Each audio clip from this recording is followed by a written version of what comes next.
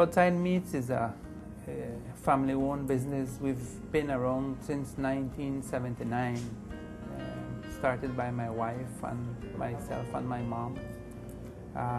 Recently, the kids, of course, have come back from school and they've become a part of our company.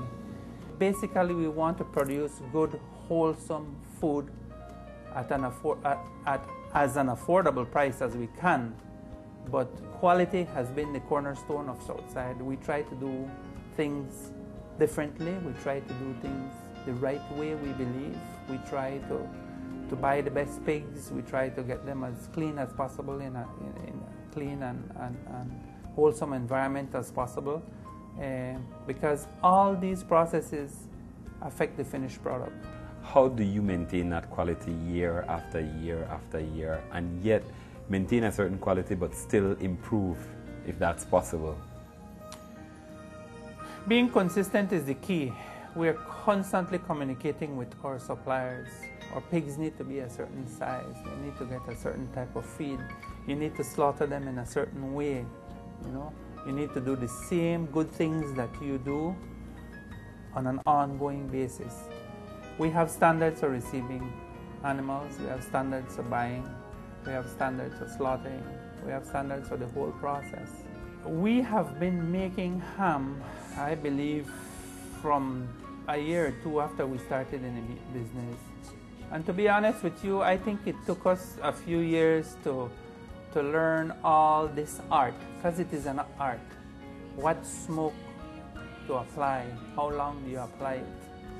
How long do you cure? What cures do you use? What sugars do you use? What water you use? Ham is a term applied to curing and smoking. That is what makes a ham. Something that is cured with salt, sugar, and smoke is applied. And cures and spices, of course. But basically, that's what a ham is. What's happening here, William, is that after the pigs are received, we break them down into pieces, and then Eric is trimming them so that we can select the picnics that we're going to pump. When you say trimming, what exactly you're referring to? Well, the picnic is just primarily the one base bone with meat around it. We take off the ribs and we take off the excess trim from the picnics. And how important is that process? Well, I think it's very important for us to get a nice shape, to get a nice trim, remove the excess fat. We try to trim off as much of the fat as possible so that you have a nice, lean, or as lean as possible picnic. Is there a difference between the texture of a leg ham and a picnic ham? I believe so. Many people like fat, many people don't. The leg ham tends to be very lean, leaner than the picnic ham. The picnic ham is more marbled, so there's more fat. Marbling is fat.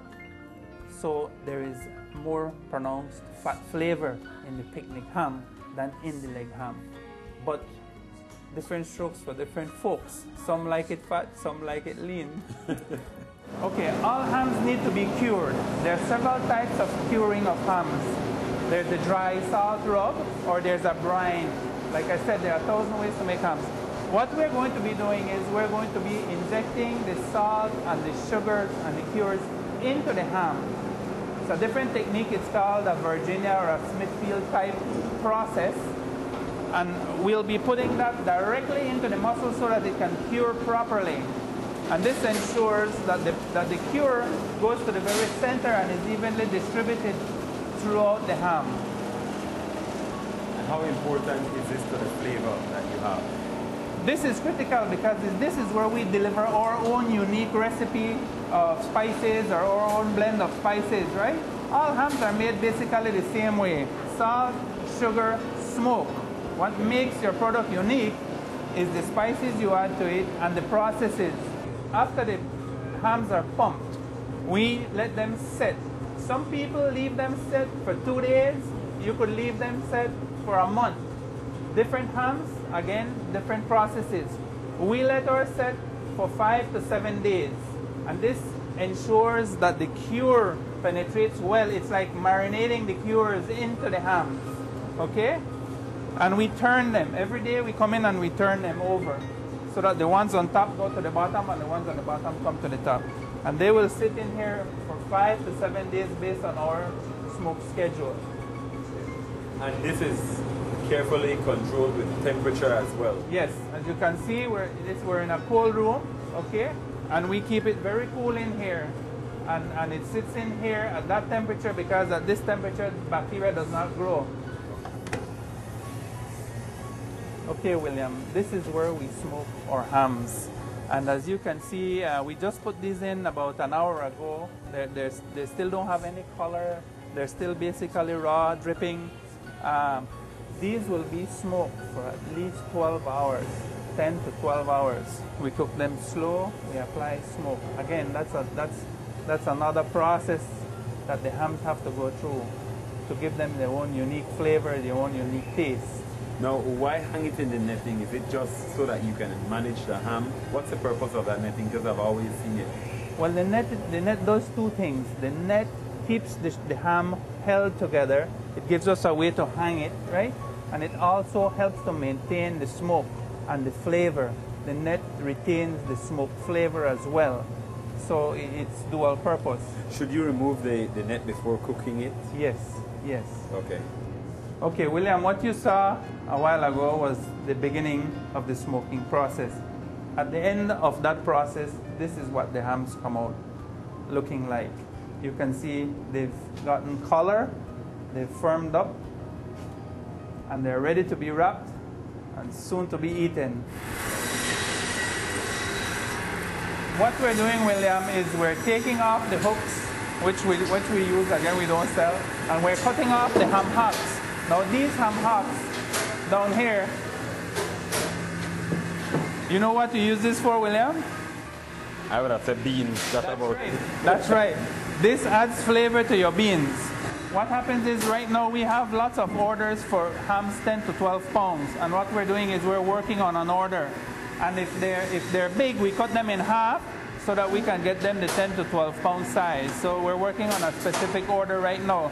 But basically when you order your hams, you can order them any size. And we will custom make your ham. And then this is the final stage here where they're wrapping the hams. They will then label them and we will then box them at the end of the process according to weight or according to the orders that we have for the specific hams. And some people will bake. They say, I bake it for 2 hours, I bake it for 3 hours, I bake it for 4 hours. Well, a ham is not done by the definition of science, or cooked, you know, medium or rare or done. It's not done until it reaches about 165 degrees. So that is the most precise way of cooking your ham. You know that when it reaches 165, it's fully cooked. The flavors would have been, the full flavors would have come out, would have been extracted upon reaching that temperature. Over the years, we have developed beef hams. We have a restructured beef ham. We do a roast, smoke roast beef, which is cured and smoked like a ham with a little different flavor. But for those people that do not eat pork, we offer them a smoked beef. We offer them a restructured ham. We also do and have a very popular smoked chicken, which you will be tasting today. We're very happy that ours is a family-owned business. That's how it started, and hopefully that's the way it will always be. Hopefully, when my son returns from his studies and my other daughter, I mean, hopefully they will be part of the company as well, and they will bring new ideas, and they can assume new responsibilities, and we can continue to grow.